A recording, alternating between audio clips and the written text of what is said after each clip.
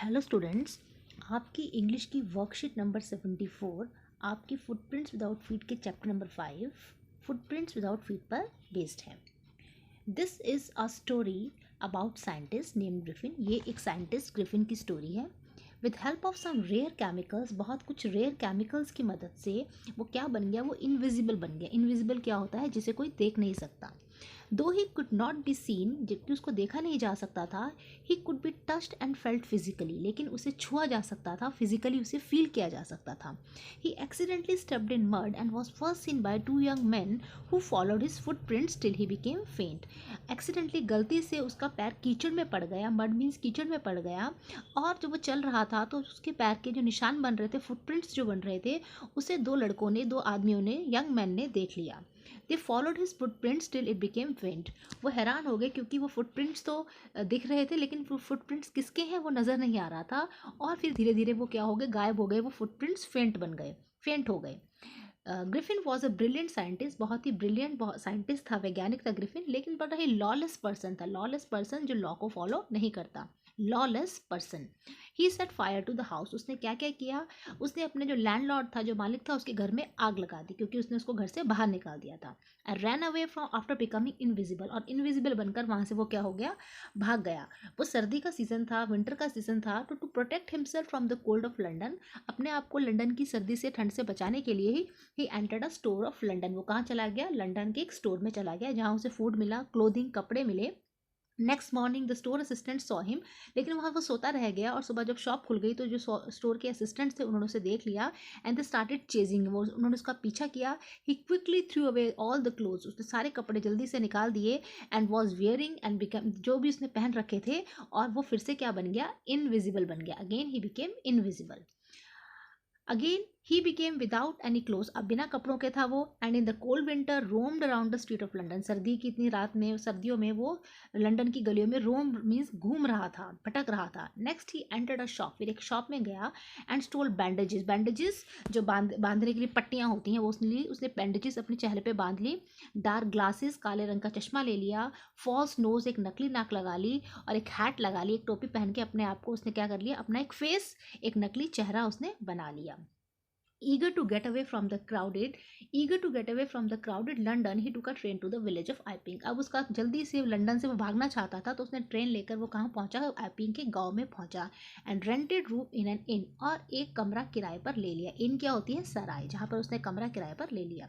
The village people found this weird appearance called suspicious, जो गाँव के जो लोग थे, वो बड़ा ही अजीब अपीयरेंस थी, दिखता था अजीब सा था। वियर्ड मीन्स बहुत ही, जो चीज़ स्ट्रेंज लगे, अजीब लगे, नॉर्मल से अलग लगे, तो जो लोगों को उस पर शक होने लग गया, सस्पिशियस हो गए लोग कि ये कुछ ना कुछ इसमें राज की बात है इस इंसान के अंदर। Once his money was over, अब उसके जो पैसे भी खत्म हो गए, तो उसने क्या किया, जो वहाँ के गांव का जो क्लर्जीमैन था, जो चर्च के पादरी होते हैं, उनके घर से उसने पैसे चुरा लिए। इन हिज एब्सेंस, उनके एब्सेंस में जो उसके लैंडलॉर्ड, जो मालकिन थी, मिसेस हॉल है, जो आपने स्टोरी में पढ़ा होगा, जो मिसेस हॉल थी, उसने उसको रूम को चेक किया, तो वहाँ पर वो आ गया, तो उसने हिट कर दिया, मिसेस हॉल को भी हिट करा, एक चेयर उठाकर उनके ऊपर फेंक दी। The strange happenings in the village led people to suspect Griffin. अब विलेज में, गांव में अलग अलग तरह की घटनाएं घट रही थी, तो लोग उस पर सस्पेक्ट करने लगे, ग्रिफिन पे शक करने लग गए। मिस्टर जाफर कौन था? उस गांव का एक कांस्टेबल था, एक पुलिस मैन था। वो उसको बुलाया गया कि ग्रिफिन को अरेस्ट करे जाए। तो ग्रिफिन ने क्या किया, अपने सारे कपड़े फिर से उतार लिए। He removed all his clothes one by one, एक एक करके उसने रिमूव कर लिए क्लोथ्स, और वो क्या बन गया? इनविजिबल बन गया। जब तक वो कपड़े पहनता था वो नजर आता था लोगों को, जब वो कपड़े उतार देता था वो इनविजिबल हो जाता था।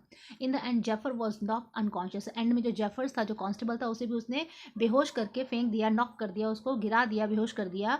And finally Griffin ran away invisibly, और जो ग्रिफिन था वहाँ से वो इनविजिबल होकर वहाँ से वो दौड़ गया, वहाँ से वो भाग गया। तो इस जो पैसेज था, जो स्टोरी थी, इस पैसेज में पूरी स्टोरी कवर हो गई है। इस पैसेज पर बेस्ड कुछ क्वेश्चंस आपसे पूछे हैं। जो पहला क्वेश्चन आपसे पूछा है वो है, how did Griffin try to become invisible.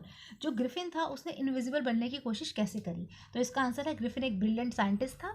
Swallow, swallow का मतलब होता है निगल लेना। उसने कुछ कुछ दवाई, कुछ केमिकल्स, कुछ ड्रग्स उसने क्या करी, निगल ली और उसकी बॉडी क्या बन गई, इनविजिबल बन गई और वो ट्रांसपेरेंट नजर आता था, like a sheet of glass, जैसे कांच होता है वैसे वो ट्रांसपेरेंट नजर आने लग गया।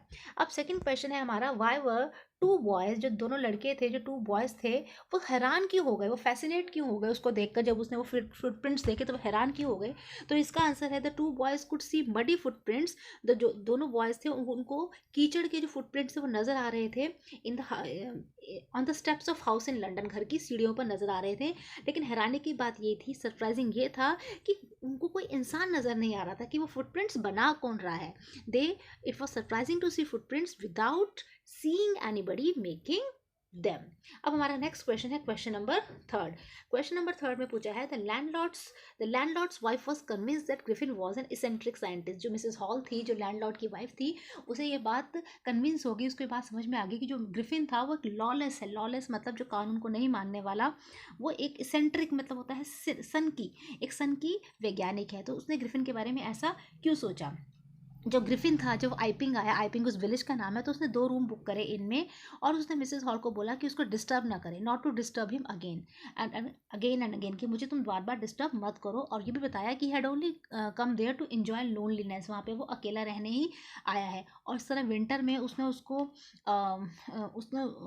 उसको एडवांस में पेमेंट, रेंट भी पे कर दिया था। तब उसको शक हुआ कि ये तो बिल्कुल ही सन की है, बिल्कुल ही एसेंट्रिक साइंटिस्ट है, तो उसने उसको एसेंट्रिक साइंटिस्ट बोला। नेक्स्ट क्वेश्चन है, how did Griffin finally escape. जो इस ग्रिफिन था वो फाइनली वहाँ से कैसे बच के भागा। तो जो जेफर था, जो गांव का कांस्टेबल था, उसको अरेस्ट करने आया ग्रिफिन को, तो ग्रिफिन ने अपने सारे कपड़े हटा लिए और वो इनविजिबल बन गया और जेफर को उसने बेहोश कर दिया and finally he ran away, he knocked Jaffer was knocked unconscious by the Griffin and finally Griffin ran away. Next question है हमारा, how would you assess Griffin as a scientist. एक साइंटिस्ट के रूप में आप ग्रिफिन को कैसे assess करोगे, आपकी क्या उसके बारे में धारणा है। तो इसका आंसर है, ग्रिफिन एक ब्रिलियंट साइंटिस्ट तो था ही, उसने एक डिस्कवर करी रेयर ड्रग जिसने उसकी बॉडी को इनविजिबल बना दिया, लेकिन उसने मिसयूज करी अपनी डिस्कवरी को। तो वो एक सेल्फिश था, वो अच्छा साइंटिस्ट तो था, लेकिन वो एक इसेंट्रिक साइंटिस्ट था, वो एक लॉलेस पर्सन था जिसने अपनी डिस्कवरी का मिसयूज किया। तो एज अ पर्सन वो बहुत बुरा था। उसके बाद नेक्स्ट क्वेश्चन है हमारा क्वेश्चन नंबर 6, जो आपका लॉन्ग क्वेश्चन है, ब्रिलियंट साइंटिस्ट दो he was a lawless person. Brilliant scientist तो था ही, लेकिन वो लॉलेस पर्सन था। इसके एग्जाम्पल आपको, इस स्टेटमेंट के एग्जाम्पल आपको स्टोरी में से एग्जाम्पल्स देके इस स्टेटमेंट को प्रूव करना है। तो हम लिख देंगे, ग्रिफिन ब्रिलियंट साइंटिस्ट था लेकिन वो लॉलेस पर्सन था, उसने मिसयूज करा अपने डिस्कवरी का। अब उसने क्या क्या किया, ये भी बहुत आपको ध्यान रखना है। उसने सबसे पहले करा था, जो अपना मकान मालिक था, जो लैंडलॉर्ड था, उसके घर में आग लगा दी थी। फिर दूसरा इंसिडेंट है, वो लंदन के एक स्टोर में गया जहाँ पर उसने सारे वहाँ के बॉक्सेस खोल दिए, गर्म कपड़े उसने पहन लिए और ये रोब्ड एंड स्टैब्ड। जो वहाँ का जो स्टोर कीपर था, उसने क्या करा, जो स्टोर कीपर था उसने उसे क्या करा, रोब करा, मतलब लूट लिया और उसको चाकू मार के वहाँ से वो निकल गया। एक थिएट्रिकल कंपनी जहाँ पर उसने क्या करा था, अपने लिए फॉल्स नोज, चश्मा, ये सारी ड्रेस, सारा अपना उसने फेस बनाया था। वहाँ के जो स्टोर कीपर था उसको वो मारकर भाग गया। और गांव के विलेज में भी उसने क्या किया था, उसने क्लर्जीमैन के पैसे चुरा लिए थे और मिसेस हॉल को भी उसने पहले हैट से मारा, फिर चेयर से मारा, और पुलिसमैन को भी उसने मारा। जो लोग उसकी हेल्प करने की कोशिश कर रहे थे पुलिसमैन की, उसको भी वो हिट करके वहाँ से भाग गया। इस तरह से वो क्या था, बिल्कुल एक लॉलेस पर्सन था। नेक्स्ट क्वेश्चन है, एक्स्ट्रॉर्डिनरी अफेयर। एक्स्ट्रॉर्डिनरी अफेयर, ये लाइनें कौन बोलता है, जो वहाँ क्लर्जीमैन होता है जिसके घर में ग्रिफिन चोरी कर लेता है। उसने बोला पूरा दिन वो एक्स्ट्रॉर्डिनरी अफेयर बोलता रहा। उसने ऐसा क्यों बोला, क्योंकि एक सुबह क्या होता है, जो क्लर्जीमैन और उसकी वाइफ जगते हैं तो उन्हें क्या, हियरिंग, वियरिंग नहीं, यहाँ पे वर्ड है हियरिंग, उन्हें क्या सुनाई पड़ती है, चिंक की आवाज़ सुनाई पड़ती है। चिंक मतलब जो पैसों के गिनने की जो आवाज़ होती है वो उन्हें सुनाई पड़ती है, hearing the chink of money. उन्हें हियरिंग की चिंक की आवाज़ सुनाई पड़ती है, तो वो नीचे जाते हैं स्टडी रूम में और वहाँ देखते हैं कि जो वहाँ पर देखते हैं कि जो हाउस कीपिंग मनी होती है वो मिसिंग होती है, वहाँ से वो गायब होती है और वहाँ पे कोई इंसान भी नहीं होता। तो ये उन्हें बड़ा ही एक्स्ट्रॉर्डिनरी लगता है कि कोई इंसान नहीं था लेकिन पैसों के गिनने की आवाज़ आ रही थी, तो इसको उन्होंने एक्स्ट्रॉर्डिनरी अफेयर बोला है। नेक्स्ट क्वेश्चन है 8th क्वेश्चन, ग्रिफिन ने बहुत ही वंडरफुल डिस्कवरी करी और उसको अनलॉफुल मीन्स के लिए यूज़ करा। इस पर आपको पैराग्राफ लिखना है कि साइंस को मिसयूज़ करते हैं। पैराग्राफ हम लिख देंगे साइंस के कि science is more misuse than use. Science को हम यूज़ की जगह क्या कर रहे हैं, मिसयूज़ कर रहे हैं। तो साइंस हमारा अच्छा सर्वेंट है, जब तक हमारा वो सर्वेंट की तरह है तब तक तो वो अच्छा है, लेकिन जब हमारा मास्टर बन जाता है तब वो ख़राब होता है। साइंस ने हमारी लाइफ को कंफर्टेबल बनाया है, ईजी बनाया है, हमारा टाइम बचता है, पावर बचती है। साइंस ने हमें बहुत सारी इन्वेंशंस दी हैं, हम डिपेंड करते हैं साइंस पर। साइंस एक अच्छा सर्वेंट है, लेकिन साइंस जब हमारा मास्टर बन जाता है, जब हमारे ऊपर हुक्म चलाने लग जाता है, तब वो बुरा बन जाता है। जब हम उसको नेगेटिव वे में यूज़ करते हैं, जब हम उससे आर्म्स हथियार बनाते हैं, म्यूनिशंस बनाते हैं, बॉम्ब बनाते हैं, एटम बॉम्ब बनाते हैं, जिससे लाखों बेगुनाह लोग मर जाते हैं, तो मिस यूज़ होता है साइंस का। तो ग्रिफिन एक अच्छा साइंटिस्ट था, लेकिन उसने अपने डिस्कवरी का मिस यूज़ किया। उसने लैंडलॉर्ड के घर में आग लगाई और शॉपकीपर को उसने मारा और क्लर्जीमैन के पैसे चुराए, विलेज कांस्टेबल को मारा। तो ये सब आप इंसिडेंट लिख के इस पैराग्राफ को हम कंप्लीट कर सकते हैं। नेक्स्ट क्वेश्चन है क्वेश्चन नंबर 9 की, had you made the discovery made by Griffin, अगर आपने ग्रिफिन वाली डिस्कवरी की होती, अगर आप इनविजिबल बन गए होते, तो क्या आपने उसका बेटरमेंट, इंसानियत के फ़ायदे के लिए, इंसानियत के भले के लिए क्या आपने यूज़ किया होता उसका? तो if I had become invisible, अगर मैं इनविजिबल हो गया होता, तो I would have use the discovery for the betterment of society में। हाँ, मैंने तो भले के लिए यूज़ किया होता, मैं गरीबों की हेल्प करता, पुअर पीपल की हेल्प करता, क्रिमिनल्स को लूटता, मैं जो चोर होते हैं उनको लूटता मैं। I would help the police in catching the criminals, police की मदद करता क्रिमिनल्स का पता बताने में। I would have snatch money from the evil people, जो बुरे लोगों के पैसे में छीन लेता और उन्हें गरीबों और ज़रूरतमंदों को दे देता। I would give it to the poor and needy, मैं एक सुपर हीरो की तरह बिहेव करता। I would behave like a super hero. जो लोग ब्लैक मार्केटिंग करते हैं, खाने में मिलावट करते हैं, उनकी information I would give to the police, में उसकी इन्फॉर्मेशन पुलिस को दे देता। I will keep an eye on the enemies of my country, जो मेरे देश के दुश्मन है उन पर भी अपनी नज़र बनाए रखता। I will fight for my country, मैं अपने देश के लिए लड़ता। And will save my brothers and sisters, अपने भाई बहनों की रक्षा करता। I would have save many children from the clutches of the kidnappers, मैंने बहुत सारे जो बच्चों को किडनैप कर लेते हैं लोग, उनसे बच्चों को बचाता। From the clutches of the kidnapper, मतलब किडनैपर्स के चुंगल से बच्चों को बचाता। I would have only use my discovery for the benefit of the Mankind, मैंने अपनी डिस्कवरी का यूज़ इंसानियत के भले के लिए किया होता। नेक्स्ट क्वेश्चन है, यू डोंट अंडरस्टैंड हु और वॉट आई एम, आप नहीं जानोगे कि मैं कौन हूँ या मैं क्या हूँ। ये कौन बोलता है? ये ग्रिफिन बोलता है। जब लोग उसको पकड़ने के लिए दौड़ रहे होते हैं, कांस्टेबल और गाँव के जो बाकी लोग उसे दौड़ रहे होते हैं, तो वो कहता है कि आपको नहीं पता लगेगा मैं कौन हूँ, और वो अपने सारी बैंडेजेस, अपने सारे क्लोथ्स उतार कर वहाँ से भाग जाता है। तो आपसे क्वेश्चन पूछा है कि इससे ग्रिफिन के बारे में आपका क्या इंप्रेशन है, आपने लेसन पढ़ा तो ग्रिफिन के बारे में आप क्या सोचते हैं? तो वही लाइन जो हमने पहले लिखी है, ग्रिफिन एक इसेंट्रिक साइंटिस्ट था, वो ब्रिलियंट तो था ही, लेकिन अपनी डिस्कवरी का उसने मिस यूज़ किया। जो मिसेस हॉल थी उसे उसके हैबिट और बिहेवियर अच्छा नहीं लगता था, उसने उसे इसेंट्रिक बोला क्योंकि उसने उसको मिसेस हॉल्स को भी एडवांस में पेमेंट कर दी थी। और वो बड़ा ही क्विक टेम्पर्ड था। क्विक टेम्पर्ड मतलब उसे बहुत जल्दी गुस्सा आ जाता था, वर्ड आप याद रखेंगे, फ्यूरियस हो जाता था वो, किसी को नहीं पता था वो क्या करने वाला है। उसने लैंडलॉर्ड के घर में आग लगा दी, इनोसेंट लोगों को वो लूटता था। लंदन के स्टोर में चला गया, वहाँ के बॉक्सेस खोल दिए, उसने क्लर्जीमैन के पैसे चुरा लिए, इनोसेंट लोगों को मार दिया। सारी लाइन्स जो भी हमने अभी तक पढ़ी हैं वो सब हम रिपीट कर देंगे इस आंसर में।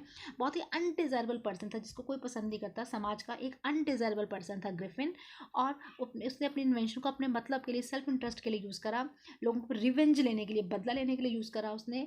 और जब विलेज के कांस्टेबल उसको पकड़ रहे थे, तब उसने उनको ये लाइन बोली, यू डोंट अंडरस्टैंड हु और what I am, and he took off his clothes and escaped, उसने अपने कपड़े उतार दिए और वहाँ से वो इनविजिबल हो गया और वहाँ से वो भाग गया। इस तरह जो आपकी ये वर्कशीट है, वर्कशीट नंबर 74, जो आपके चैप्टर फुटप्रिंट्स विदाउट फीट पर बेस्ड है, इसका जो पैसेज है इसमें आपको पूरी स्टोरी इस चैप्टर की बहुत ही शॉर्ट में दी गई है। सब इंपॉर्टेंट पॉइंट्स हैं और क्वेश्चंस में भी सभी इंपॉर्टेंट पॉइंट्स इस चैप्टर के कवर हो जाते हैं। तो आई होप आपको वर्कशीट नंबर 74 समझ में आ गई होगी।